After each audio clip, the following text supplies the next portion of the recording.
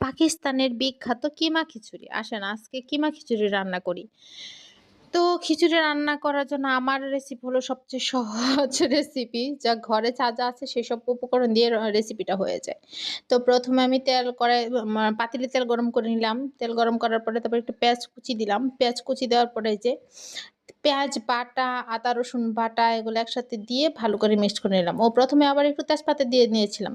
আচ্ছা আমার রেসিপির মধ্যে আমি কোনো মরিচ দেই না। তো মরিচ দেওয়া ফলে কি হয়? মরিচ যখন দেই না তখন বাচ্চারা থেকে শুরু করে সবাই খেতে পারে।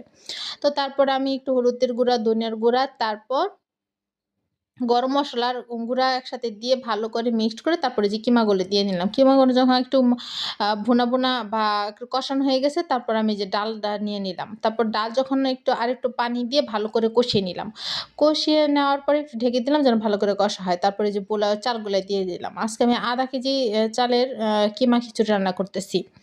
তারপরে যখন এই যে উম আ চাল দেওয়ার পরে খুব সুন্দর করে সবগুলো একসাথে আরকি মাখিয়ে নিলাম। আচ্ছা মাখিয়ে নেওয়ার পরে যখন মানে ফুটতে থাকবে বা ফুটতে থাকবে তখন একটু আবার গরম মসলা আবার দিয়ে দিলাম। তারপর একটু কাঁচামরিচ দিয়ে তারপর এই যে সুন্দর করে নেড়ে-চেড়ে একেবারে মাখো কিমা খিচুড়ি একবারে প্রতিটা আপনার মুখের প্রতিটা কোণায় বা প্রতিটা লোকমা কিমা